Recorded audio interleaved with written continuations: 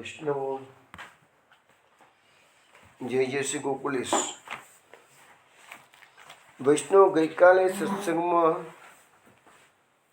આપણે જોયું કે ગોવર્ધનના શિખર ઉપર એટલે કે ટોચ પરથી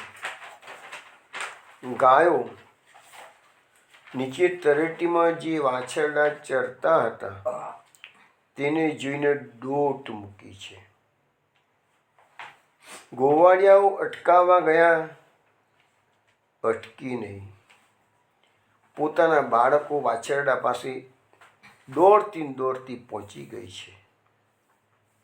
ગોવાળિયાઓ પણ, મોટા ગોવાળિયાઓ પણ ગાયોની પાછળ પાછળ તળેટીમાં આવી ગયા. ગોવાળિયાઓ ક્રોધે ભરાયેલા હતા. ગાયો અમારું માનતી નથી.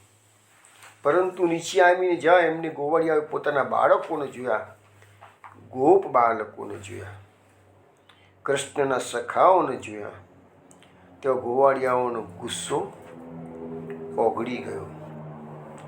ગાયો જેવી રીતે પોતાના વાછરડાને અધિક સ્નેહ કરવા લાગી, એવી રીતે આ મોટા ગોવાળિયાઓ હતા એના નાના બાળકોને પણ પ્રેમ કરવા લાગ્યા. અને પછી એ બલરામજી આ દ્રશ્ય જુએ છે. આ જે અઘાસુર વધ પછીના લીલા, 1 વર્ષમાં 5-6 દિવસ બાકી હતા અને આ ઘટના બની. બલરામજી વિચાર કરે છે, સાલું આવું શું છે? આટલો અધિક પ્રેમ શા માટે? હવે બલરામજીએ કયા વિચારો કર્યા છે એ વાત આપણે આજે સત્સંગમાં જોઈશું. પરંતુ તે પહેલાં એક ધમાર આપ શ્રવણ કરો.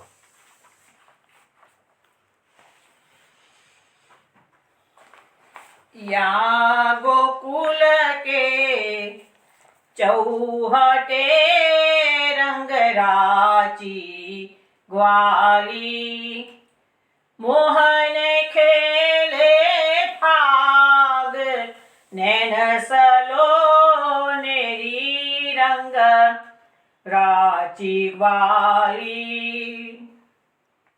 नर नारी आनंद भयो सामले के अनुराग नैन सलो नरी रंग राची ग्वाली दुंदुबी बाजे गह गहे नगर कुलाहल होय उमड़्यो मानस घोष को भवन रह्यो नहीं कोय नैन सलो नरी रंग राची ग्वाली डफ बांसुरी सुहावनी ताल मृदंग उपंग जाजे झालरी किन्नरी आवज कर मुख चांग नैन सलो नेरी रंग राची ग्वाली उतही समाज गोपाल के बलयुत नंद कुमार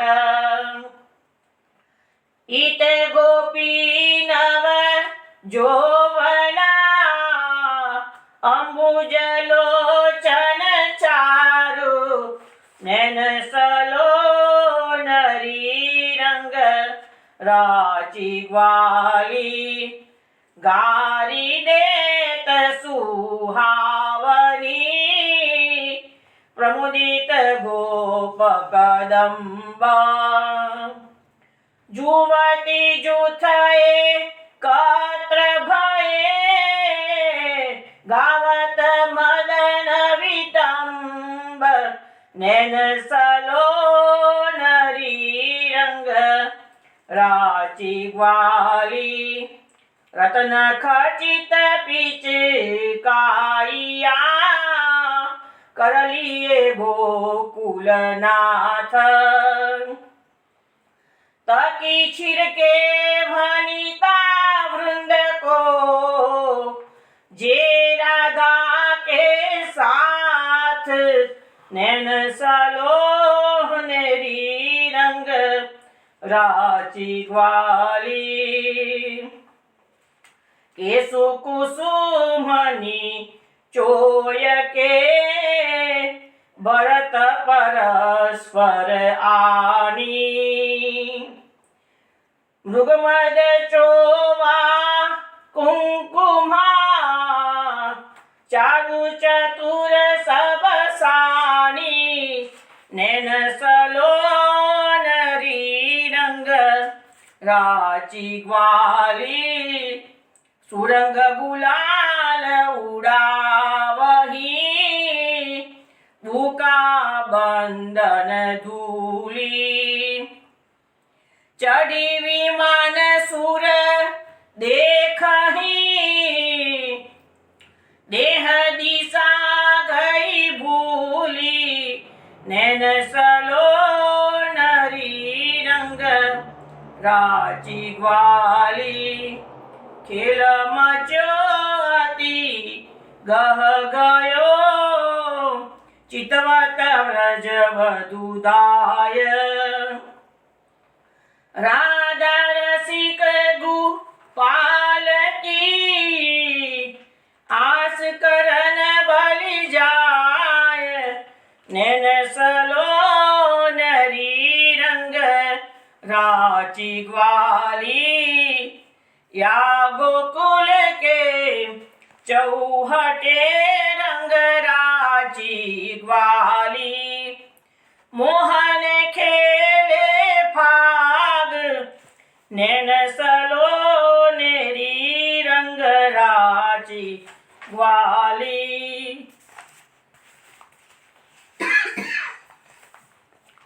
વૈષ્ણવ આ ધમાર આપે આશાવરીમાં શ્રવણ કરી છે। આસ્કરણ રાજા 252 ભગવદીયમાં થઈ ગયા। ગુસાઈનજીના કૃપાપાત્ર સેવક હતા। નરવરગઢના રાજા હતા।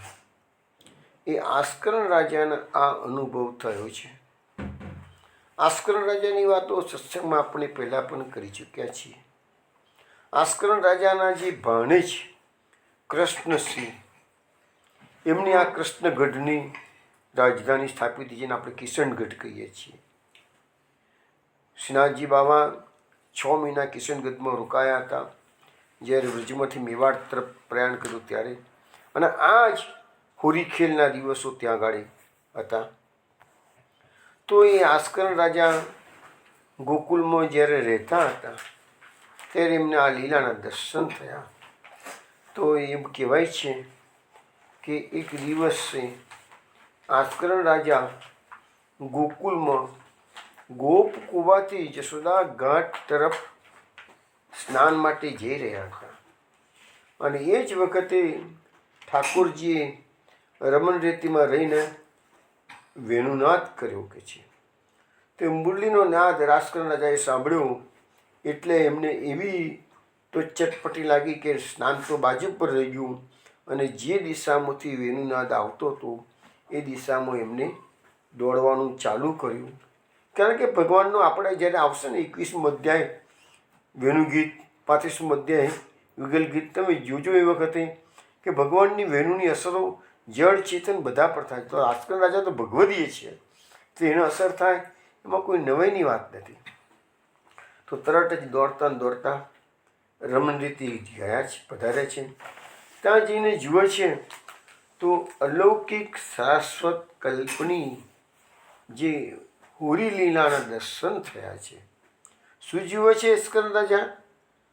તો કહે છે કે એક બાજુ વ્રજભક્તો ઠાકોરજી સાથે હોળી ખેલવા માટે પધાર્યા છે, એક બાજુ બલદેવજી સખા ગોપો સાથે પધાર્યા છે, એક બાજુ વ્રજભક્તો મળીને હોળી ખેલવા લાગ્યા, એક બાજુ રાવણનો જે રસ્તો ત્યાંથી શ્રી સ્વામિનીજી પણ ઊભા રહ્યા છે પોતાની સખીઓ સાથે। પછી કહે છે કે બળદેવજી પધાર્યા છે, મોટા મોટા ગોપોને લઈને આવ્યા છે. પછી બીજી રસ્તો મહાવન તરફ હતો, ત્યાંથી નંદરાયજી જશોદાજી ઊભા છે બાજુ. પછી બીજો એક રસ્તો જે હતો ત્યાં ગાયોની ખરી ગભાન જે ત્યાંથી ઠાકોરજી પણ પોતાના બરોબરિયા સખાઓને લઈને આવ્યા છે. યા ગોકુલ કે ચૌટે એટલે કે આ 4 રસ્તા પર જ, 4 રસ્તા તો ભેગા થયા, ત્યાં બધા જ સખાઓ, બધી જ ગોપીઓ અને બધું બ્રજવાસીઓ પરસ્પર હોળી ખેલી રહ્યા છે. અને આ દર્શન આસ્કરણ રાજાને થયા અને એ આસ્કરણ રાજાને એવો આનંદ ઉભરાયો કે દેહ દશા રહી નહીં, ઉન્મત્ત દશામાં દર્શન કરવા લાગ્યા. હૃદયમાંથી જે આનંદ ઉભરાયો એ પછી એમને આ ધમાર ગાઈને એ આનંદ પ્રકટ કર્યો છે. જોઈએ છીએ એવા આપણે ધમારમાં આસ્કરણ રાજા શું કહે છે. યાં ગોકુલ કે ચહુટે રંગ રાચી ગ્વાલી. આ ગોકુલના જે બહાર 4 રસ્તા છે, જે થોડી વાર પહેલાં વાત કરી ને 4 જગ્યાએથી, એ જગ્યા પર બધી ગ્વાલિનીઓ ગોપીઓ આવી અને હોળી ખેલ રચી રહી છે. મોહન ખેલે ભાગ નૈન સલો નેરી. તો મોહન ભગવાન પોતાના તો કડે ભાગ ખેલવા માટે પોતે ત્યાં પધાર્યા છે કે છે. અને કેવા ભગવાન છે? તો સુંદર નૈન ધારણ કરેલા છે કે છે.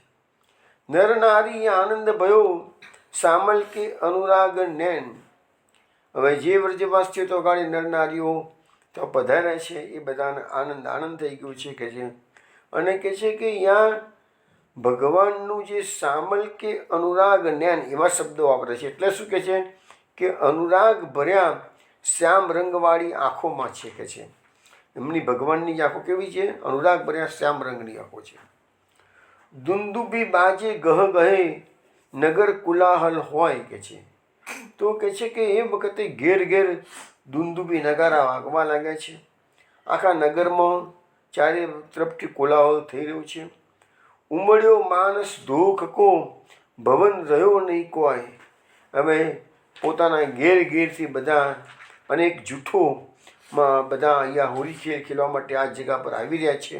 અને ભવન રહ્યો નહીં કોઈ પોતાના ઘેર રહ્યું નથી. કે આવો આનંદ લૂંટાતો હોય તો ઘરમાં કોણ બેસી રહે? ડફ બાજુરી સુહાવણી તાલ મૃદંગ ઉપંગ. તો ડફ અને બાંસુરી એ સુંદર રીતે વાગી રહી છે અને મૃદંગ અને ઉપંગ એની સાથે તાલ મેળવી રહ્યા છે. જાજ ઝાલરી કિન્નરી આવાજ કર મુખચંગ. એટલે ઝાંઝ વાગી રહ્યા છે, ઝીલરી વાગી રહેલી છે, કિન્નરી વાગી રહી છે. અને એવો અવાજ આવ્યો છે એનાથી કે મનને આનંદિત કરે છે. ઉતહી સમાજ ગોપાલ કે બલિયુત નંદ કુમાર. હવે આ બધા ગોવાળિયાઓનો સમાજ અહીંયા આવી ગયો છે. નંદકુમાર અને બલરામજી પણ અહીંયા પધાર્યા છે. ઈત ગોપી નવ જવોણા અંબુજ લોચન ચારું. હવે જે ગોપીઓ છે કેવી છે? તો નવ યૌવનવાળી છે. અંબુજ લોચન ચારું એટલે કમળ જેવા એમના સુંદર નેત્રો છે કે છે. ગારી રીત સુહાવણી પ્રમુદિત ગોપ કદંબ. હવે જે ગોપો છે એ કદમની નીચે ઊભા રહ્યા છે અને આનંદથી સુંદર સુંદર ગારી દઈ રહ્યા. ગારી એટલે અહીંયા શું છે કે એક જાતનું પ્રેમ ગારી, એક કીર્તનમાં છે પ્રેમ ગારી ગાય કે. તો એ પ્રેમથી એકબીજાને કહે છે આ સંભળાવી રહ્યા છે. પણ એ બધું પેલી બીભત્સ ગાળો ના હોય, પણ આ બધી મસ્તીની ગાળો હોય એટલે એમાં પ્રેમ જ ભરેલો હોય કે છે. જૂતી જૂથ એકત્ર ભઈ ગાવત મદન બિતંબ. અને એ બાજુ જૂતીઓનું પણ ટોળું એકત્ર થઈને મદન બિતંબ એટલે કે કામદેવને પ્રદીપ્ત કરે એવા ગીતો આ ગોપીજીનો ગાઈ રહ્યા છે. રતન ખચિત પિચકાઈયા કરલીએ ગોકુલનાથ. હવે જે કનૈયો છે એ આજ ગોકુલથી પધાર્યો છે એટલે એને અહીંયા ગોકુલનાથ શબ્દનો પ્રયોગ કરવામાં આવ્યો છે. તો ગોકુલનાથ રત્નથી જડિત એવી પિચકારી લઈને પધાર્યા છે કે છે. તકી છિડકે વનિતા વૃંદ કો જે રાધા કે સાથ. હવે રાવલ ગામથી રાધાજી પધાર્યા છે સખીઓ સાથે, તો સખીઓનું જે વૃંદ છે, ટોળું છે રાધાજીનું, એના પર તાકી તાકીને એ પિચકારીથી રંગ છાંટી રહ્યા છે. કેસુ કુસુમ નીચોય કે ભરત પરસ્પર આણી. હવે કેસુડાનો જે ફૂલો છે એને નચોવી અને એને શું કર્યું છે, મૃગમદ ચોવા કુમકુમા ચારું ચતુર સબ આસાની. એટલે એ જે લિક્વિડ પ્રવાહી તૈયાર કર્યું છે રંગ છોટવા માટેનું, એમાં કેસુડો નચોવેલો છે, એમાં મૃગમદ ચોવા અને કુમકુમ એ બધું ભેળવી લીધેલું છે. સુરંગ ગુલાલ ઉડાવહી બુકા બંધન ધૂલી. હવે સુંદર સુગંધી ગુલાલ ચારે બાજુ ઉડી રહ્યો છે ને એટલો બધો ઉડી રહ્યો છે કે એની ધૂળ બધાના આંખોએ બંધ થઈ ગયેલી છે બધાની કે છે. એટલે એવી રીતે આખું વાતાવરણ એવી રીતે થઈ ગયેલું છે કે જાણે કે વાદળા ચારે બાજુ ઘેરાઈ ગયા હોય એને કશું દેખાય જ નહીં. એટલા માટે બુકા બંધન ધૂલી એવા શબ્દ વાપરે છે. ચેટી વિમાન સુર દેખહી દેહ દિશા ગઈ ભૂલી. હવે વિમાનમાં આગળ આવી ગયા છે બધા દેવતાઓ અને એ દેવતાઓ પોતાની દેહ દશા પણ ભૂલી ગયા છે આ ભગવાનનો હોળી ખેલ જોવા માટે કે છે. ખેલ મચ્યો ગયો ચિતવત વ્રજવધુ ધાય. અને આ ગહન ખેલ આજે આનંદભરી મસ્તીથી બધા ખેલી રહ્યા છે અને વ્રજવધુ ગોપિકાઓ પણ આનું ચિત્ત એનું પણ આમાં પૂરેપૂરું પરોવાઈ ગયેલું છે. રાધા રસિક ગોપાલ કી આસ કરણ બલી જાય. રાધા આશ્ચર્ય આસ કરણ કહે છે, હું તો દૂર ઊભું જોઉં છું કે છે, પણ કહે છે હું રાધા અને ગોપાલનો આ જે રસિક હોળી ખેલ છે કે છે એ જોઈને હું એના પર વારી જઉં છું કે છે. હવે શું થાય છે કે આ રીતે આ ધમાર આશ્ચર્ય રાજાએ ગાય ખેલ પૂરો થયો. શ્રી ઠાકોરજી તો વ્રજભક્તો સાથે નરેન્દ્રજીના ગીર પધાર્યા ને હવે રાજકારણ રાજાએ તો જોયું તો અહીંયા કોઈ વ્રજવાસીઓ કે કોઈ ક્યાં કે આમ આ છે ને લીલા કોની શાશ્વત કલ્પની છે. દર્શન ક્યારે કર્યા રાજકારણ રાજાએ આજથી 500 વર્ષ પહેલાં. હવે લીલાના દર્શન થાય ત્યાં સુધી લીલાના પાત્રો ત્યાં આગળ બધા હતા. લીલા પૂરી થઈ ગઈ એટલે પાછું જેવું તેવું દ્રશ્ય પાછું એમને જોવા મળ્યું કે છે. હવે જોયું કે અહીંયા બીજું કોઈ છે નહીં એટલે આશ્રમ રાજા વ્યાકુળ થઈ ગયા. આ વસ્તુ તો આપણે અનેક વખત સમજી ચૂક્યા છીએ કે દર્શન થાય ત્યારે આનંદ થઈ જાય અને દર્શન જ્યારે તિરોહિત થઈ જાય ત્યારે એ જીવ એ ભક્ત વ્યાકુળ બની જાય છે. નારદજીના કેસમાં જોયું છે, ધ્રુવજીના કેસમાં જોયું છે, બધે આપણે જોયેલું છે કે આ ભક્તિનું એક લક્ષણ છે અને ભગવાન દરેકે દરેક ભક્તના વિશે તડપાવે છે કે તડપાવવાનો પણ એક આનંદ છે પાછો. તો વ્યાસકર રાજા વ્યાકુળ થઈ ગયા, માવન તરફ દોડ્યા કે ફરીથી મને આ લીલાના દર્શન થાય. ત્યાં બધા ગામના લોકો એકઠા થયા હતા. બધી રીતે લૌકિક રીતે વિચાર્યું કે આ લીલા મારા મનોરથથી કઈ રીતે ભાળીશ. હવે કે પ્રભુની અનુગ્રહ થશે ત્યારે જ આ દર્શન થશે કે છે. એટલે આસ્કર રાજા નરાશ થઈ ગયા છે, પાછા આવ્યા છે. પછી ત્રીજા પોરે એ આસ્કર રાજા જશોદા ગઢ પર નાહવા ગયા. નાહીને શ્રી ગુસાઈજીના દર્શન કરવા માટે આસ્કર રાજા મંદિરમાં આવ્યા. ત્યાં સુધીમાં ઉઠ્ઠાપણનો સમય થઈ ગયો હતો.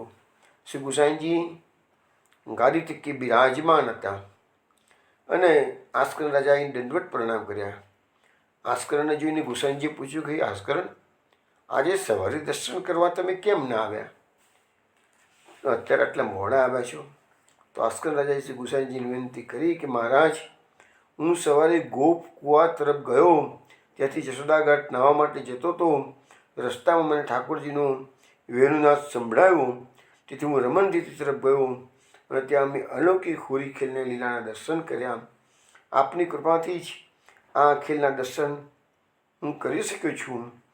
ત્યાં ધમાર ગાય છે, ખેલ પૂરો થઈ ગયો. પછી મેં કશું જોયું નહીં કે છે, તેથી હું માવન ગયો, પ્રભુને બધે ખોળી વળ્યો, પણ મને ફરીથી દર્શન ના થયા કે છે. આ સાંભળી શ્રી ગુસાઈજીએ કહ્યું કે રાજા, પ્રભુએ તમારા પર પ્રસન્ન થઈને કૃપા કરીને દર્શન આપ્યા છે, આ પ્રભુ શાશ્વત કલ્પની લીલા આજે પણ અહીંયા પ્રકટ કરી રહ્યા છે. આજે પણ પ્રભુ બ્રજમંડળમાં નિત્ય લીલા વિહાર કરી રહ્યા છે. પરંતુ આપણા ચાહવાથી પ્રભુ દર્શન આપતા નથી. પ્રભુની કૃપા થાય ત્યારે જ એ દર્શન આપે. એટલે દર્શન આપવાનું પ્રભુ, આપણું કામ તો વિનંતી કરવાનું છે, આપણું કામ તડપવાનું છે.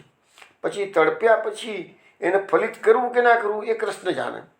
પણ આપણું કામ એક જ છે કે પ્રભુને સતત વિનંતી કરતા રહેવાનું કે સખે દર્શય સન્નિધિમ. એ શબ્દો મેં તમને રાસપંચાયતમાંથી સમજાવેલા.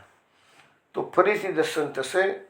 ગુસાઈનજી કીધું તમારું હૃદય શુદ્ધ છે. એ જો એ વાત પણ અહીંયા આવી કે જ્યારે પ્રભુ પ્રાપ્તિ કરવી હોય તો પ્રાઇમ કન્ડિશન જ છે કે અંતઃકરણની શુદ્ધિ જોઈશે જ. મહાપ્રભુ ગુસાઈનજી પણ અહીંયા આસ્કર રાજાની વસ્તુ સમજાય છે કે તમારું હૃદય શુદ્ધ છે એટલે કે છે તમને ફરીથી દર્શન થશે કે છે.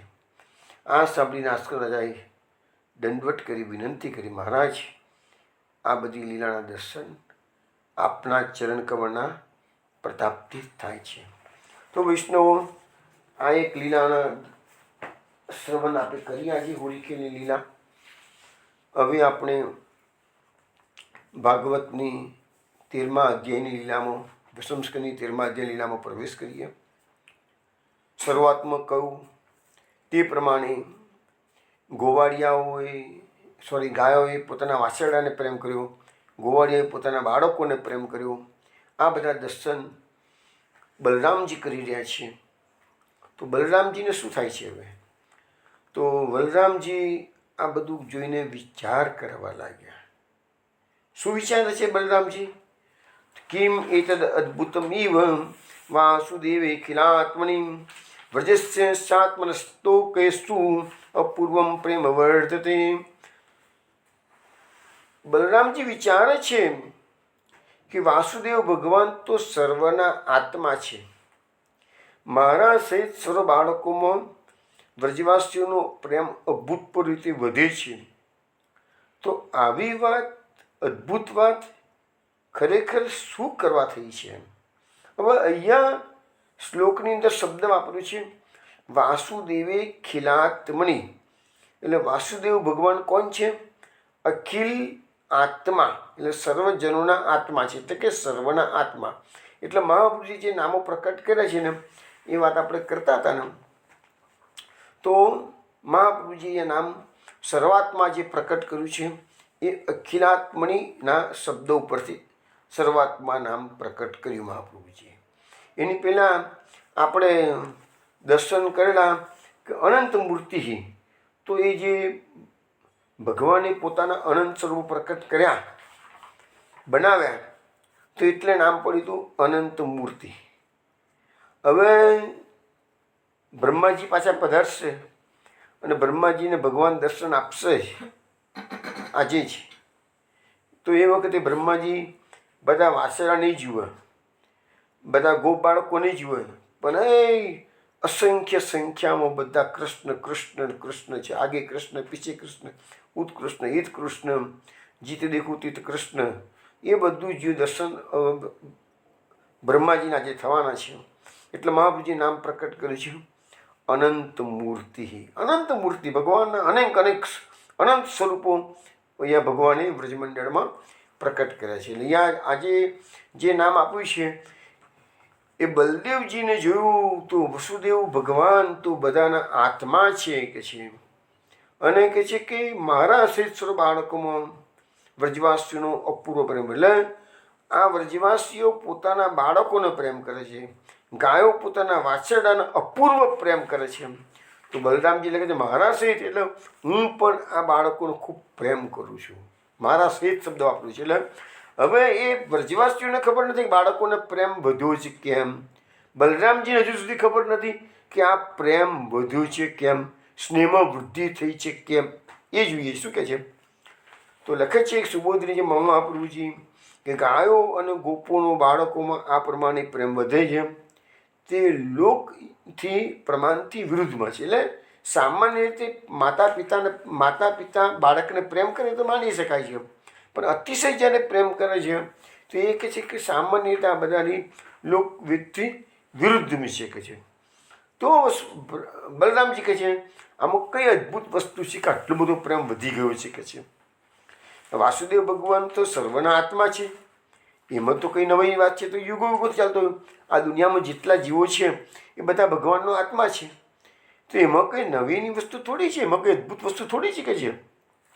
અને ભગવાનની સન્નિધિથી થાય છે એ તો વસ્તુ છે કે ભગવાનની સન્નિધિ બધા જ અનુભવતા હોય છે, ભગવાન બધી જ જગ્યાએ છે. તો પછી બીજું કોઈ કારણ હોવું જોઈએ કે છે. એટલે અહીંયા લખ્યું છે સાતમાનો એટલે આ વ્રજવાસી બાળકોને બલરામજી કહે છે હું પણ એટલો જ પ્રેમ વધારે કરું છું કે છે. તો શું કરવા? હવે આ કયા પ્રકારની માયા છે એવો પ્રશ્ન બલદેવજીને થયો. હવે શું કહે છે આગળ? કિયમ વા કુત આયાતા દૈવી વા નાર્યુતાસુરી પ્રાયો માયાસ્તુ મે ભરતુર નાન્યા મેપી વિમોહની. બલરામજી વિચાર કરે છે કે આ દેવી માયા છે, માનુષી માયા છે કે આસુરી માયા છે. આ માયા આવી ક્યાંથી? ઘણું કરીને લાગે છે કે આ તો મારા સ્વામીની જ માયા છે, બીજી કોઈ નથી. કારણ કે આ માયા મને પણ મોહ, બલરામજી જેવા ભગવદ અવતારને પણ જ્યારે મોહ કરતી હોય એ માયા કૃષ્ણને જોઈ શકે. દુનિયાની અંદર આ જે દેવી માનુષ કે આસુરી માયા બલરામજીને મોહ કરાવી શકે નહીં. એટલે બલરામજી વિચારતા આ બધા પોઈન્ટ વિચારી રહ્યા છે, મુદ્દા કે આ દેવી માયા ના હોય, આસુરી માયા ના હોય, માનુષી માયા ના હોય. હા કે મને પણ મોહ કરે છે કે છે. તો મને તો કોણ મોહ કરી શકે? તો મારા સ્વામીની માયા હોય એ જ મને મોહ કરી શકે, એ સિવાય કોઈ ના કરી શકે. હવે વૈષ્ણવ અહીંયા બલરામજી જે વિચારી રહ્યા છે એ માયા પર વિચાર આવ્યો. હવે એમને આવ્યું, હજુ સોલ્યુશન બલરામજીને મળ્યું નથી. બલરામજી પોતાના મનથી વિચારી જ રહ્યા છે.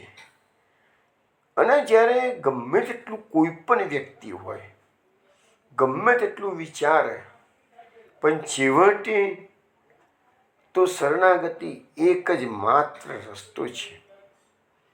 અને પ્રભુ એ ભક્તને કે ઇવેન ભગવદ અવતાર હોય, મોટા મોટા ભગવદ અવતાર ભાગવતમાં ઘણું વર્ણન આવે છે, પણ એ બધાને ભગવાનની આજ્ઞા અનુસાર જ કાર્ય કરવું પડે છે. ભગવાન બલરામજીને હમણાં આવશે છે કે બલરામજીને પણ ભગવાન જણાવવા છે રહસ્ય, ત્યારે જ બલરામજીને ખબર પડે છે. પોતે ગમે તેટલું વિચારે છે પણ ખ્યાલ નહીં આવે. હવે લખે છે કે ભાઈ આપણને અહીંયા સમજાવવામાં આવ્યું આ શ્લોકની અંદર કે 3 પ્રકારની માયા, માનુષી માયા, આસુરી માયા અને દેવી માયા. આપણે સમજવાનો પ્રયત્ન કરીએ કે માનુષી માયા કોને કહેવાય. તો સામાન્ય રીતે આ સંસારમાં આપણે જન્મ લઈને આવ્યા છીએ, તો આ સંસારમાં આપણે બધા જ જીવો માયાના બંધનમાં ફસાયેલા છીએ. મોટા મોટા જ્ઞાની અને પંડિત લોકો પણ માયાથી ગ્રસિત છે. મોટા જ્ઞાનીઓની પણ આ હાલત છે. એવું નથી કે સામાન્ય મૂઢ લોકો જ માયાથી ગ્રસિત છે. બધા જ ભગવાન એક માયા, કુંતી સ્તુતિમાં એક શ્લોક આવતો હતો, માયા જવનિકા છન્નમ, એટલે ભગવાને પોતાનું સ્વરૂપ માયારૂપી પડદાથી ઢાંકેલું. ભગવાન આપણી નજર સમક્ષ જ છે, આપણને દર્શન તરત થાય, પણ જીવો માયાનો પડદો હટી ગયો. આપણે મંદિરમાં દર્શન કરવા જઈએ અને મંદિરમાં ટેરો પડેલો હોય તો આપણને ભગવાનનું સ્વરૂપના દર્શન ન થાય, પણ જેવો પેલો ટેરો હટી જાય તો સ્વરૂપના દર્શન થાય. તો ટેરો એ શું છે? એ માયાનું સ્વરૂપ છે. તો માનુષી માયા એટલે શું છે?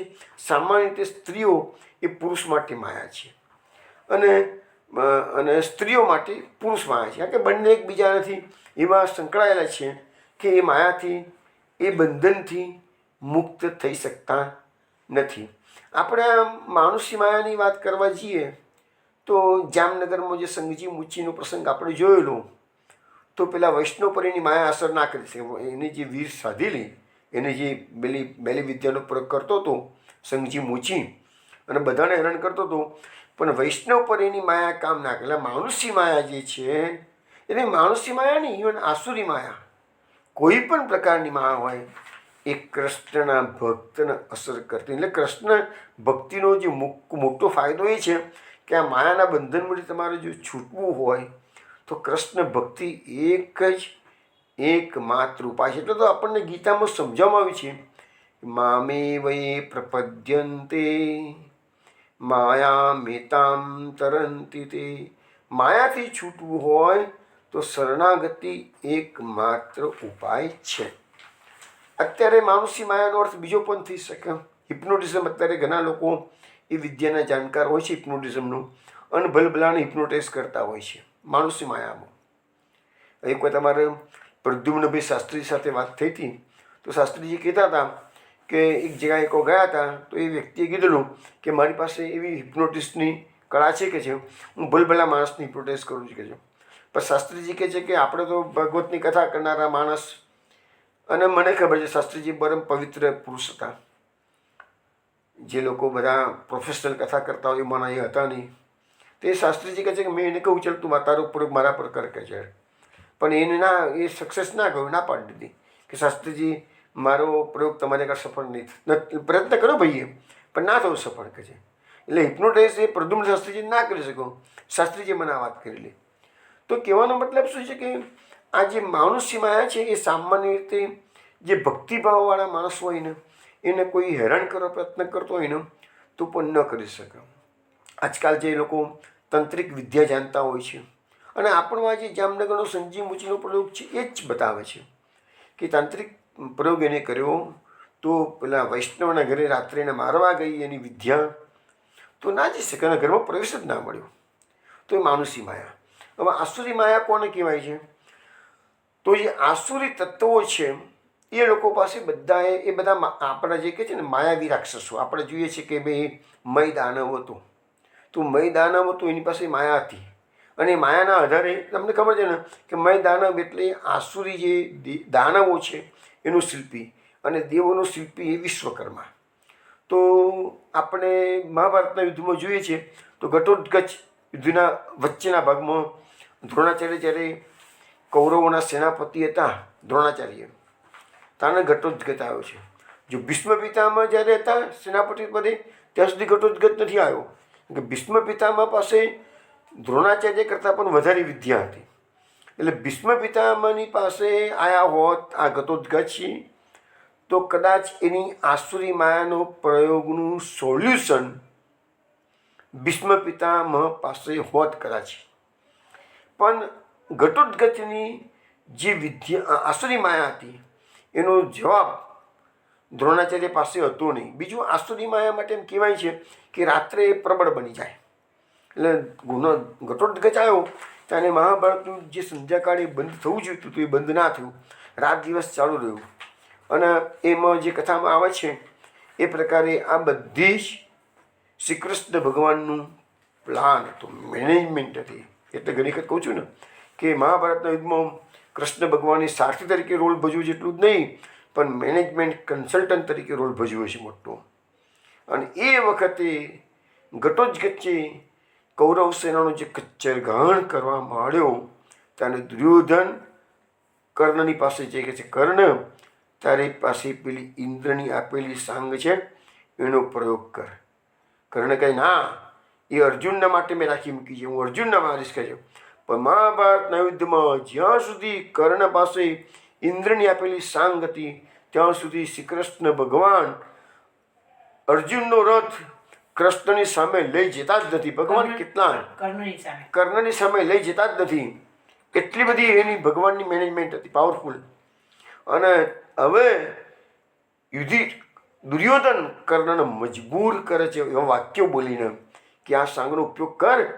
અરે આજે આ ઘટોત્કચ આ યુદ્ધ પૂરું કરી નાખશે, તું બચીશ તો તું અર્જુનને મારવા માટે સાંગનો ઉપયોગ કરી શકે છે.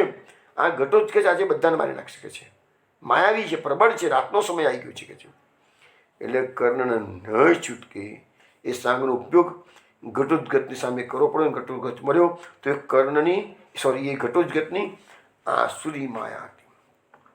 આસુરી માયા વિશે, ઇવન માયા વિશે ભાગવતમાં, ગીતામાં ઘણું લખાયેલું છે. મેં પહેલાં પણ તમને ગર્ગ સંહિતાના આધારે દુર્વાસા મુનિને જે ભગવાને માયાના દર્શન કર્યા એની વાત કરી હતી. આજે નથી કરતો. 12મા સ્કંદની અંદર ભાગવતમાં માર્કંડેય આખ્યાન આવ્યું છે. એમાં પણ ભગવાને માર્કંડેય મુનિને માયાના દર્શન કરાયા છે. એની વાત આજે હું નથી કરતો, કારણ કે ઓલરેડી વાત થઈ ગઈ સત્સંગમાં. એટલે પરંતુ ભાગવતમાં જે પ્રદ્યુમ્નને સૂત્રિકા ગૃહમાંથી સંબરાસુરાને ઉપાડી ગયો, દ્વારકાની અંદરથી રૂક્ષ્મણીના ગ્રહે પ્રદ્યુમ્નનો જન્મ થયો. નારદજીએ આવીને સંબરાસુરને કીધું, અસુર હતો સંબરાસુર, કે તારો જે કાળ છે ને એ આ કૃષ્ણનો પુત્ર પ્રદ્યુમ્ન છે. સંબરાસુર અડધી રાત્રે આવ્યો છે, સૂત્રિકાના ગ્રહમાંથી પ્રદ્યુમ્નને ઉઠાવીને ચાલતી પકડી છે. આકાશ માર્ગે સમુદ્રમાં જઈને ફેંકી દીધો છે. માછલીના પેટમાં પ્રદ્યુમ્ન પહોંચી જાય છે. એ માછલું મોટું માછલું હતું. એ મોટું માછલું કોઈ માછીમારના હાથમાં આવે છે. માછીમાર સંબરાસુરના રસોડામાં એને પહોંચતું બહુ સારી કિંમત મળી એને પૈસાને, એટલે સંબરાસુરના રસોડામાં એ માછલું આવે છે. રસોઈઓ એને ચીરે છે તો અંદરથી જીવતું બાળક, જો ભગવાનનો પુત્ર છે તો પણ અસુર ઉપાડી જાય છે. અને પાછું માછલું ચીરતા બાળક ચીરાતું નથી, પણ બાળક તો જીવતું બહાર નીકળે છે. અને સંબરાસુરની દાસી હતી માયાવતી. માયાવતી એ બાળકનો ઉછેર કરે છે. સંબરાસુરના રાજ્યમાં જ એનો કાળ ઉછીને મોટો, જો કાળ કોઈને છોડતો નથી. તમે જુઓ, આ બધું સમજો બરાબર. કાળ કોઈને છોડતો નથી. માયાવતી એ કાળને ઉછીરીને પ્રદ્યુમ્નને ઉછીરીને મોટો કરે છે. હવે માયાવતી એને માતાનો પ્રેમ આપે છે બાળકને. પણ ત્યાં નારદજી આવીને માયાવતીને કહે છે, માયાવતી તને ખબર છે તું આ કોને ઉછીરીને મોટો કરું છું? તો કે ના, આ તારો પતિ કામદેવ છે, અત્યારે કૃષ્ણના પુત્ર તરીકે જન્મ્યો છે, એ જ આ પ્રદ્યુમ્ન તારી પાસે આવ્યો છે કે છે. એટલે માયાવતી એને ફટાફટ મોટો કરી દે છે. કારણ કે માયાવતી કોણ છે?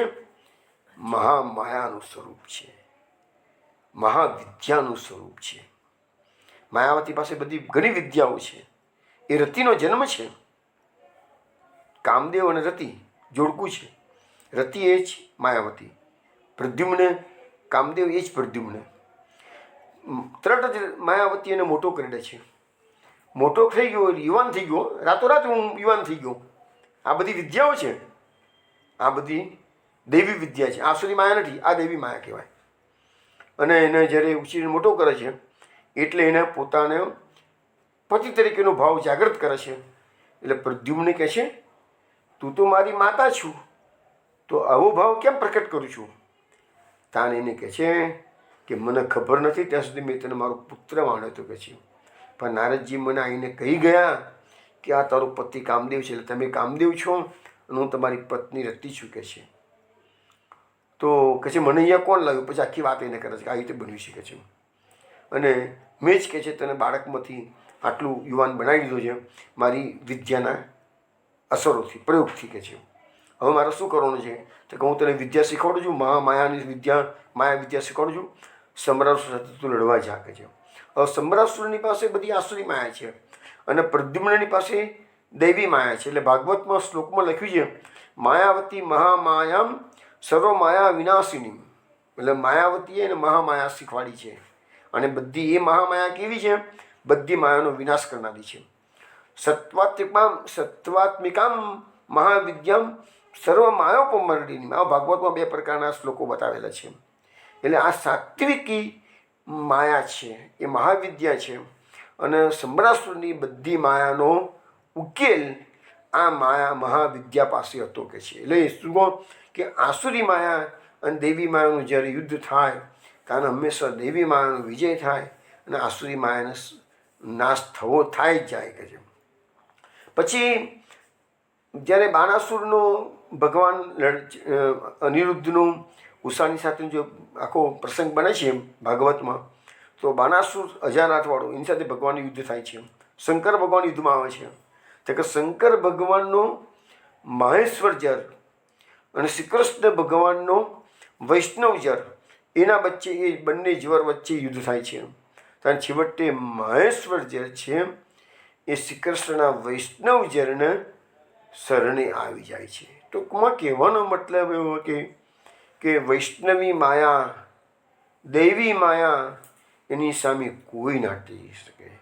ને એટલે તો આપણો આ માર્ગ છે એ કૃષ્ણ સેવાનો માર્ગ છે.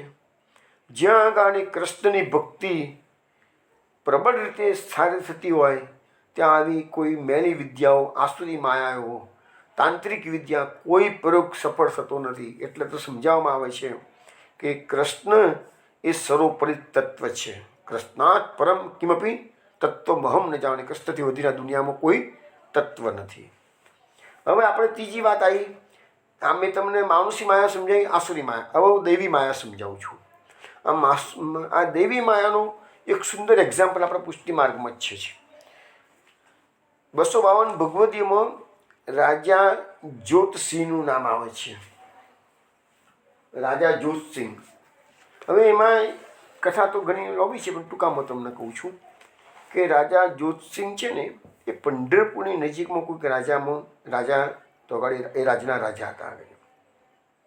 અને એનો જે પુરોહિત હતો એના દીકરા, એ ભાઈ એનો દીકરો હતો એ ગુસાઈજીનો સેવક હતો, અને રાજા હતો એ માતાજીનો ઉપાસક હતો. હવે એક વખત આ પુરોહિતનો છોકરો રાજાને મળવા માટે રાજમહેલમાં આવે છે. તે વખતે સંધ્યાકાળનો સમય છે. રાજા જે છે એ જે દેવીની ઉપાસના કરતો હતો એનું નામ આપ્યું છે રાસાઈ દેવી. તો રાસાઈ દેવીના મંદિરમાં એ વખતે આરતી થઈ રહી હતી. રાજા પોતે આ દેવીની આરતી ઉતારતો હતો. પુરોહિતનો દીકરો પાછળથી આવીને ઊભો રહ્યો છે. રાજાએ આરતી ઉતારવાનું કાર્ય પતી ગયું, દેવીની પૂજા કરી, આરતી પતી ગઈ, બધું થઈ ગયું. રાજાએ બે હાથ જોડીને નમસ્કાર કર્યા અને દેવીને વિનંતી કરતા બોલે છે રાજા, હે દેવી, આ જગતમાં તારા જેવું બીજું દૈવત કોઈનામાં નથી કે છે. તું જ સર્વોપરી તત્વ છે કે છે. હવે આ રાજાનો પુરોહિત પાછળ ઊભો આ સાંભળી ગયો એટલે એને દુઃખું ધુનાયું કે રાજાની આ વાત ખોટી છે કે છે. સર્વોપરી તત્વ તો એક શ્રી કૃષ્ણ શ્રી વિઠ્ઠલનાથજી છે કે છે. આ શું કરે રાજા એવું બોલતો હશે કે છે. રાજા દેવીની પૂજા કરતાં કરતાં પણ આ જોઈ ગયો કે પુરોહિતનો છોકરો માથું ધુનાવી રહ્યો છે. એ વખતે તો રાજા કશું ના બોલ્યો. મંદિરની બહાર નીકળે છે. પછી શાંતિથી બિરાજે રાજા. એટલે પુરોહિતને પૂછ્યું છોકરાને કે ભાઈ તે શા માટે ડોકું ધુનાવ્યું હતું કે છે. તો રાજા કે જવા દો ને એ વાત, તમને હું કંઈ સાચો જવાબ આપીશ તમને ખોટું લાગશે. રાજા કે છે ના, મને ખોટું નહીં લાગે કે છે, તમે જે સાચું જણાવો. તાને કીધું કે તમારી દેવી કે સર્વોપરી તત્વ નથી. સર્વોપરી તત્વ તો અમારા ઠાકોરજી છે કે છે. અને અમારા ઠાકોરજીના ત્યાં તો તમારી દેવી જેવીઓ અનેક માતાજીઓ સેવા કરે છે કે છે. રાજા સડકથી ગયો. તેવું કંઈ હોય કે છે, તું બોલું છું, તું મને પરચો બતાવ કે છે એનો, તો જ હું માનું કે છે કે મારી દેવી કરતાં પણ ઠાકોરજી સર્વોપરી તત્વ છે કે છે. જો આ પુષ્ટિ માર્ગની જ ઘટના કહી રહ્યું છે. 252 ભગવદીમાં રાજા જ્યોતિષીનો પ્રસંગ આવે છે. એટલે પુરોહિતનો દીકરો ગુસાઈજીનો સેવક હતો. એને કહ્યું, સારું રાજા, તારી ઈચ્છા છે તો ઠાકોરજીને વિનંતી કરીશ. ઠાકોરજી તને જરૂરથી એનું બતાવશે બળ. અમે તો કૃપા બળના આધારે જીવીએ છીએ. ગુસાઈજીની આ કૃપા છે અમારા પર, અમે તેને આનું સોલ્યુશન લાવી શકીશું. પછી થોડા સમયમાં રાજાને કીધું, રાજા ચલો આપણે પંઢરપુર દર્શન કરવા જઈએ વિઠ્ઠલનાથજીને કે છે. અમારા વિઠ્ઠલનાથજીનો પરચો તમને તો આગળ પ્રભુ આપી શકે છે. રાજા પોતાનો રસારો લઈ અને નીકળે છે. રાજા આ પુરોહિતનો દીકરો પણ જાય છે. હવે રસ્તાની અંદર જંગલમાં મુકામ કરેલું છે. સાંજનો સમય પડ્યો છે. રાજા કહે છે ચલો અહીંયા નાઇટ હોલ્ડ કરી દઈએ કે છે, કાલ સવારે આપણું મુકામ આગળ વધશે. પણ રાજા સવારે ઉઠીને જુએ છે તો જંગલની અંદર જે રાત્રે એ લોકો તંબુ રાવતી તાણ્યા ત્યાં નકરું જંગલ હતું. અને સવારે ઉઠીને જોઈએ તો મોટું નગર ત્યાં બાજુમાં ઊભું થઈ ગયેલું છે. રાજા વિચારતો થઈ ગયો, આ શું કે છે, રાત્રે તો બધું વેરાન જગ્યા હતી કે છે, અત્યારે આખું આટલું મોટું નગર દેખાઈ રહ્યું છે કે છે. ને એ લોકો પાદરમાં હતા. અને એટલામાં નગરનો સાહુકાર શેઠ પોતાના ઠાઠ વાંટ સાથે એને ખબર પડી કે ફલાણા ગામના રાજા આવ્યા છે. એટલે સાહુકાર શેઠ રાજાને મળવા માટે આ રાજાનો જો મુકામ હતો તંબુરાવતી તણાયા હતા ત્યાં એ સાહુકાર આવે છે. સાહુકાર આવીને રાજાને કહે છે કે રાજા તમે મારા ગામમાં આવ્યા છો તો અમારી મહેમાન ગતિ માનો કે છે. રાજાનો રસાલો આ પુરોહિત એ બધાને લઈ અને સાહુકારના મહેલ જેવા મકાનની અંદર રાજા જાય છે. પણ રાજા નગરને જુએ છે એની જે બાંધણી છે એની અંદર જે સુશોભન થયેલું છે બધું તો જુએ છે કે સાલું કે આવું તો કે આટલી દ્રવ્ય આટલી સુશોભિત કારીગીરી તો મારા રાજ્યમાં પણ નથી કે આ તો જબરજસ્ત છે કે આ રાજા એવો તો કયો રાજા છે આ ગામનો માલિક કે આટલું સરસ આટલું બધું દ્રવ્ય અને આટલો વિભવ એની પાસે છે કે છે. અને એમાં એનો સાહુકાર હતો એનો વિભવ તો ઓર વધારે હતો કે છે. પછી જમવાની વારો છે એ મહેલના ઝરૂખામાં રાજા પુરોહિત સાથે બેઠેલા છે, વાતો વળગેલા છે. ત્યાં તો નીચેથી શોભાયાત્રા પસાર થઈ રહી છે કે છે. અવાજો આવી રહ્યા છે બેન્ડ વાજાના બધાના વાજિંત્રોના. રાજા નીચે નજર કરે છે તો જોયું તો અનેક રૂપના અંબાર જેવી દેવીઓ માથે કળશ લઈ અને જળ ભરવા માટે જઈ રહી છે કે છે. આ કથામાં આવે છે એવું. એટલે પુરોહિત કહે છે રાજાને, રાજા આ બધી દેવીઓ જઈ રહી છે એમાં જોયું પેલી જે લીલી ઓઢણીવાળી જે દેવી છે એને તમે ઓળખી? રાજા કહે છે ને મને ખ્યાલ નથી આવતો કોણ સ્ત્રી છે કે છે.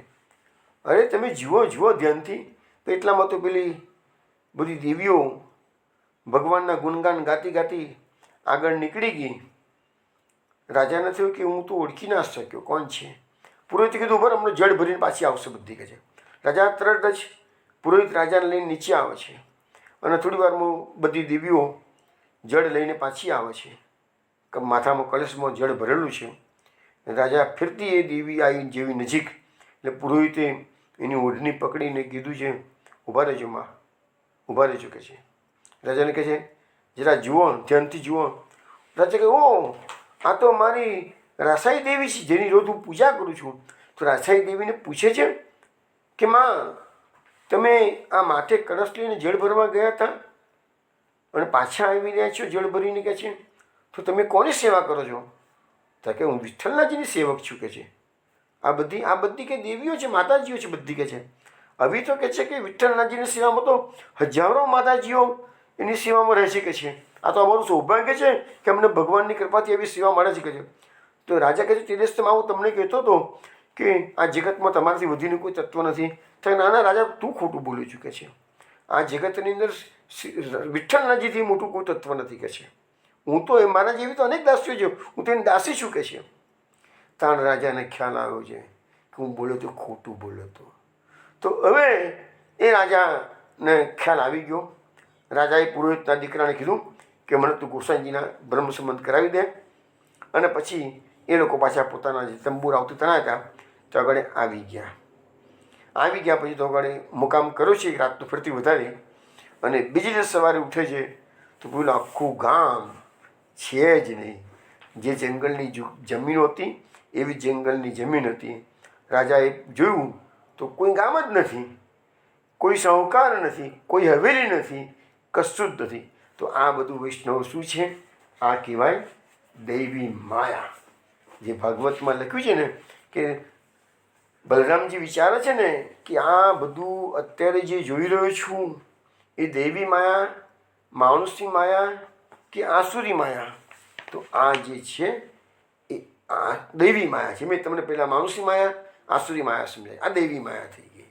તો વૈષ્ણવો આ જગતની અંદર પણ જે કંઈ પણ જોઈએ છે ને આ સંસારનો જે પ્રપંચ છે એ નામ આપણા મહાપ્રભુજીની વાત જ આપણે કરીએ.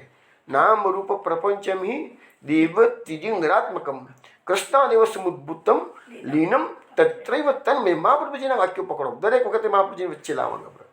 મહાપ્રભુજી કહે છે આપણા માટે સર્વોપરી બસ.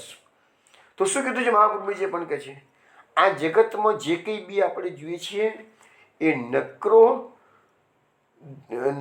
ભગવાનમાંથી ઉત્પન્ન થયેલું છે અને ભગવાનમાં પાછું મળી જવાનું છે. તો વચ્ચેનો ભાગ છે એટલા સ્થિર આપણને દેખાય બધું સત્ય, પરંતુ આ બધું બ્રહ્મમય છે. તો એટલા માટે કે જો નામ રૂપનો પ્રપંચ છે, આ બધું માયાનો પ્રપંચ છે, કશું જ નથી. હવે આ સિવાય પણ આપણા શાસ્ત્રોમાં આ માયાના 3 પ્રકાર બતાવવામાં, પહેલાં પણ આ વસ્તુ કહીશ, ફરીથી શોર્ટમાં કહી દઉં છું કે માયાના 3 પ્રકાર છે. બીજા આ તો 3 ભાગવતમાં બતાવે છે, બીજા પ્રકાર બતાવે છે. કયા? સ્વજન મોહિની માયા, વિમુખજન મોહિની માયા અને સર્વજન મોહિની માયા. તો સ્વજન મોહિની માયા કોને કહેવાય? તો અત્યારે બલરામજીને જે ભગવાને અસર કરી છે ને એ ભગવાનની સ્વજન મોહિની માયા, જે ભગવાનના ખાસ ભક્તો બ્રહ્માજી મોહિત થઈ ગયા. હમણાં થોડી વારમાં બ્રહ્માજીનો શ્લોક આવશે, સરસ શ્લોક આવશે થોડી વારમાં છે. તો બ્રહ્માજી ભગવાનની માયાથી મોહિત થઈ ગયા છે. અર્જુન ભગવાનનો સખા છે, ભગવાનના બનેવી છે, એને પણ ભગવાનની માયા અસર કરી ગઈ છે. યુધિષ્ઠિરની જોડે કૃષ્ણ આટલું બધું રહ્યા છે તો યુધિષ્ઠિર છેક સુધી કૃષ્ણને પોતાના મામાના દીકરા જ માને છે. તો એ બધું શું છે? માયા છે. સ્વજન મોહિની માયા. ભગવાનને પોતાના જ સ્વજનો, જશોદાજી, નંદરાયજી, બધાને ભગવાન નથી દેખાતા, પોતાનો પુત્ર દેખાય છે. તે સ્વજન મોહિની માયા, ભગવાનની માયાને અસર છે બધામાં. અને એટલે તો ગીતાની અંદર શ્રી કૃષ્ણ ભગવાને અર્જુનને આટલો મોટો ઉપદેશ કર્યો અને એના અર્જુનને અત્યાર સુધી જેને પોતાના સખા યાદવ એ માનતો હતો, સંબંધી માનતો હતો, એ અર્જુન છેલ્લે બોલી જાય છે. શું બોલે છે? નષ્ટો મોહ સ્મૃતિર્લબ્ધ્વા તત્પ્રસાદાત મયાચ્યુતમ સ્થિતોસ્મિ ગત સંદેહમ કરિષ્યે વચનમ. તો બધા 18મા અધ્યાયમાં અર્જુન છેલ્લે કૃષ્ણને કહી દે છે કે મારો મોહ નષ્ટ થઈ ગયો છે, હવે મને સાચી સ્મૃતિ પ્રાપ્ત થઈ ગઈ છે તમારી કૃપાથી. સ્થિતોસ્મિ, અત્યારે હું સ્થિર થઈ ગયો. અત્યારથી મારું માઇન્ડ જે વિવરિંગ હતું એ માઇન્ડ અત્યારે મારું ચલિત થઈ ગયેલું હતું એ અત્યારે સ્થિર થઈ ગયું છે. ગત સંદેહ, મારી બધી શંકાઓનું સમાધાન પ્રભુ આપે કરી આપ્યું છે. અને છેલ્લે કહી દીધું કરીશે વચનમ. તો હે કૃષ્ણ, હવે તમે કહેશો એમ હું કરીશ. જો આ ગીતાનો સાર છેલ્લે આવ્યું, કરીશે વચનમ. તમે અર્જુન છેવટે અલ્ટિમેટલી તો વાત આવી કોની? શરણાગતિની. અલ્ટિમેટલી છેલ્લે અર્જુન શ્રી કૃષ્ણની શરણે ગયો છે, એટલે જેને કહ્યું કરીશે વચનમ, તમે કહેશો એમ હું કરીશ. તો આ ભગવાનની સ્વજન મોહિની માયા છે. વિમુખજન મોહિની માયા કોને કહેવાય? તો એ જ દુર્યોધન શ્રી કૃષ્ણનો વિવય છે. શિશુપાલ છે એ એની માસીનો છોકરો છે. તો એ જ શિશુપાલ અને એ જ દુર્યોધન એના સગા હતા. તો પણ કૃષ્ણને ઇવન દ્વારકાધીશ પણ નહોતા માનતા, પણ દ્વારકાધીશની જગ્યાએ એ એમને શિશુપાલ ફોઈનો છોકરો, પણ દ્વારકાધીશ પણ નહોતા માનતા, પરંતુ એને ગોવાળિયો માનતા હતા લોકો. ભગવાન તો દ્વારકાના રાજા ભલે ઉગ્રસેન છે, પણ દ્વારકાધીશ તો હતા ને, દ્વારકાનાથ તો હતા ને. તો એ માનવા તૈયાર નથી. તો એ વિમુખજન મોહિની માયા છે. હવે સર્વજન મોહિની માયા. તો સર્વજન મોહિની માયા કોને કહેવાય? આખી દુનિયાના બધા જ લોકો ભગવાનની માયાથી ગ્રસિત થઈ ગયેલા છે. એના માટે ભાગવતમાં સુંદર શ્લોક છે, 10મા સ્કંદના 63મા અધ્યાયમાં, જે બાણાસુર શ્રી કૃષ્ણનું યુદ્ધ થાય છે ત્યારે શંકર ભગવાન પોતે શ્રી કૃષ્ણની સ્તુતિ કરે છે. શંકર ભગવાનને ખબર પડી ગઈ કે આ બાણાસુરના 1000માંથી 996 હાથ તો કાપી નાખ્યા કૃષ્ણએ, 4 હાથ બાકી રાખે છે. એટલે શંકર ભગવાન એને વિનંતી કરે છે, મારો શિષ્ય છે, મારો સેવક છે, તમે એને મારશો નહીં. પણ ભગવાને કીધું કે મારે તેને અમે મારવાનું નથી, કારણ કે મારે પ્રહલાદના વંશમાં જન્મ છે ને, પ્રહલાદનું વચન આપ્યું છે કે તમારા વંશમાં હું કોઈને નહીં મારું કે છે, એટલે મારે તો અમે એને મારવાનું નથી કહે છે. પહેલાં 1000માંથી 996 હાથ કાપી નાખે છે. શંકર ભગવાન જે સ્તુતિ કરે છે એ સ્તુતિના ખૂબ સુંદર શ્લોકો છે. 1-2 શ્લોકો જોઈએ આપણે. યન માયા મોહિત દિય પુત્રદાર ગ્રહાદિષુ ઉન્મજ્જંતી નિમજ્જંતી પ્રસક્તા વૃજિનાર્ણવે. એટલે એમ કહે છે કે હે પ્રભુ, આપની માયાથી મોહિત થઈને લોકો પત્ની, પુત્ર, દેહ, ઘર વગેરેમાં આસક્ત થઈને પછી દુઃખના અપાર સમુદ્રમાં ગોથા કાઢે. જે વસ્તુ આપણે ચારે બાજુ જોઈ રહ્યા છીએ, આખી દુનિયા પોતાના કુટુંબ કબીલામાં એટલી બધી આસક્ત થઈ ગયેલી છે કે ઇવન મૃત્યુનો સમય આવે છે તો પણ એ આસક્તિ દૂર થતી નથી. ઓનથી કોન્ટ્રારી મરવાના સમયે તો એ આસક્તિ વધારે પ્રબળ થાય છે અને એના કારણે એ મનુષ્યો દુઃખના અપાર સમુદ્રમાં ગોથો ખાય છે, જન્મ મરણના ચક્રમાં ભટક્યા કરે છે. આ બધું સમજાવવા માટે આપણને ભાગવતના આ શ્લોકો ધંધોળીને જાગૃત કરે છે. પછી તરત બીજો શ્લોક કહે છે શંકર ભગવાન, દેવ દત્તમિમં લબ્ધ્વા નૃલોકમ અજિતેન્દ્રિય યો નાદ્રિતે તત્પાદો સોચ્યો હિ આત્મવંચક. એ શ્લોકમાં શંકર ભગવાન કહે છે આ માનવ દેહ પ્રાપ્ત કરીને ભગવાને કૃપા કરીને આપ્યો છે. જે મનુષ્ય આ માનવ દેહ પ્રાપ્ત કરીને પોતાની ઇન્દ્રિયોને વશમાં રાખતો નથી અને સંસારના ભોગો ભોગવ્યા કરે છે અને શ્રી કૃષ્ણના ચરણ કમળોનો આશ્રય કરતો નથી, તેનું જીવન ખરેખર શોચનીય છે અને તે પોતે જ પોતાને ઠગનારો છે. વિચાર કરો, મનુષ્ય પોતે જ પોતાને ઠગે છે, કારણ કે આ મોહ માયામાં માણસ ફસાઈ ગયેલો છે. એટલે તો શંકર ભગવાન કહે છે આ કળિયુગમાં આ બધા માણસો ભગવાન આપણી માયાથી ઠગાઈ ગયા છે, બધા ઠગાઈ ગયેલા છે. એ માયાનો પ્રતાપ છે એવું કહે છે. હવે આ માયાથી બચવાનો ઉપાય શું છે? તો આપણે થોડી વાર પહેલાં કીધું ને કે મામે એ ભગવાને ગીતામાં શ્લોક આપ્યું છે કે દૈવી એસા ગુણમયી મમ માયા દુરત્યા મામે વયે પ્રપદ્યંતે માયા મિતામ તરંતિ તે. આ દૈવી અને ગુણવાળી મારી માયા છે, એને તરવી ઘણી અઘરી છે. જે મારી શરણે આવે છે હે અર્જુન, એ જ આ મારી માયાને તરી શકે છે. તો ભગવાને આ પ્રબળ માયાનો સોલ્યુશન પણ આપણને ભગવાને ગીતામાં આપ્યું અને મહાપ્રભુજીએ આ સરળ માર્ગ જે પ્રકટ કર્યું છે એનું પાછળનું કારણ એક જ છે કે કૃષ્ણેવ ગતિર્મમ. કૃષ્ણની શરણાગતિ સિવાય જીવાત્માના ઉદ્ધારનો બીજો કોઈ રસ્તો છે જ નહીં. અને દયારામભાઈએ પણ એક સુંદર ભક્તિ પોષણમાં પરવાડું લખ્યું છે કે જેમ નત દ્રષ્ટિ દોરમાં પનિયારીની બેડા માએ ચિત્ત પરસ્પર જાણું રહે ત્યાંનું ત્યાં તેમ મન પ્રભુમાં નિત્ય દેવું સંસારમાં સાક્ષીવત રહેવું જગત જાણે એ છે જંજાળી રાખી હૃદય ત્રિકમ સુતાળી સેવો શ્રી કૃષ્ણ કૃપાળ. દયારામભાઈ પરમ ભગવદીય એને 108 પરવાળા ભક્તિ પોષણમાં લખેલા એકથી ચડિયાતા છે બધા. આની અંદર આપણને સમજાવે છે કે આ સંસારમાં આપણે જન્મ લઈને આવ્યા છીએ તો ભક્ત માણસે કેવી રીતે રહેવું. બહુ સુંદર વાત કરી છે દયારામભાઈ, સમજાવે છે જેમ નટ દ્રષ્ટિ દોરમાં, હવે પેલો નટ કરતો હોય તો દોરા પર ચાલતો હોય તો એ લોકોના મનોરંજન માટે અને પોતાના આજીવિકા માટે કરતો હોય છે, પણ એની દ્રષ્ટિ ક્યાં છે? એ દોરી પર ચાલે છે, ધીરે ધીરે એ દોરી પર જ એની દ્રષ્ટિ છે. પનિયારીની બેડામાં એ ગોપીઓ પાણી ભરવા ગઈ, જળ ભરીને પાછી આવી રહી છે, માથા પર બેડું છે, બાજુમાં સખી સાથે વાતો કરતી કરતી ઘર તરફ આવી રહી છે કે છે, હાથના લેખાય કરે છે, પણ એનું ચિત્ત ક્યાં છે? એનું ચિત્ત એના બેડામાં છે. બેડું ક્યાં ભૂલી છે કે પડી ના જાય. તો ચિત્ત પરસ્પર જારનું રહે ત્યાંનું ત્યાં. એવી રીતે કોઈ પ્રેમી હોય, પ્રેમિકાની સતત ચિંતન કરતો હોય, વિચારતો કરતો હોય, તો એ ઘરનું કામ કરતો હોય, નોકરી ધંધો બધું જ કરતો હોય, જે કરતો હોય બધું કરતો હોય, પણ પરસ્પર બંનેનું પ્રિયા અને પ્રિયતમનું ચિત્ત એકબીજામાં લાગેલું જ રહે છે. બધું જ કામ કરતાં કરતાં એ સેકન્ડ માટે પણ પોતાના પ્રેમીને ભૂલી શકતા નથી વ્યક્તિઓ. ત્યાંના ત્યાં મન પ્રભુમાં નિત્ય રહેવું. દયારામભાઈ સમજાવે છે એવી રીતે તમારું મન નિત્ય પ્રભુમાં રાખો. સંસારમાં સાક્ષીવત રહેવું. હવે સંસારમાં રહેવાની તો ના પાડી નાખે. ભક્તિ માર્ગમાં એવું કહ્યું નથી. મહાપ્રભુજી કીધું છે ગ્રહે સ્થિત્વા સ્વધર્મ. તમારા ઘરમાં રહીને સ્વધર્મનું પાલન કરવાનું છે. પણ સંસારમાં રહેવાનું છે કેવું છે? સાક્ષીવત, જળ કમળવત.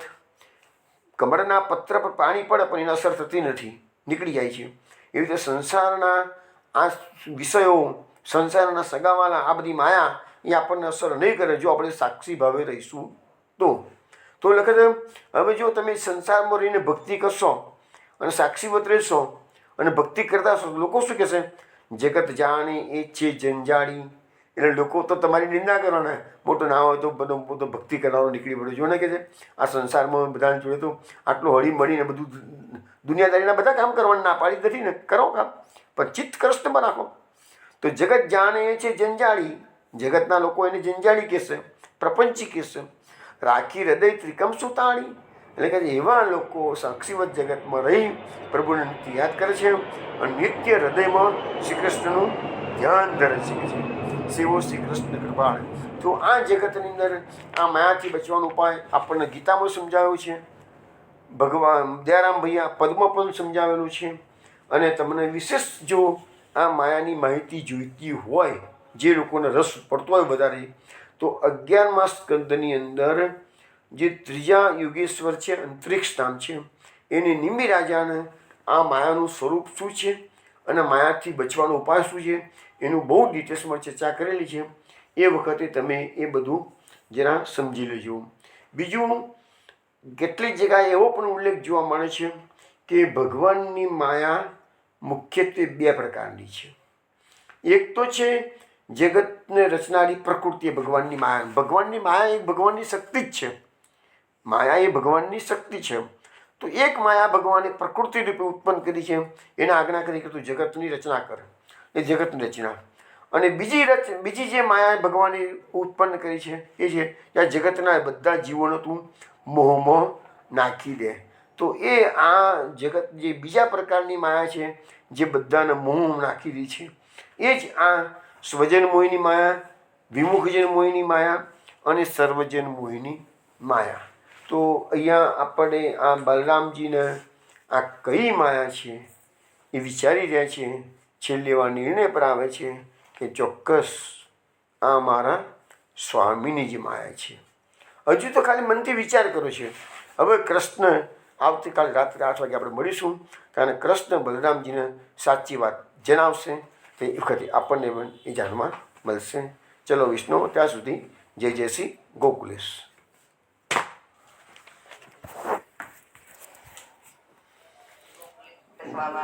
જય જય શ્રી ગોકુલેશ.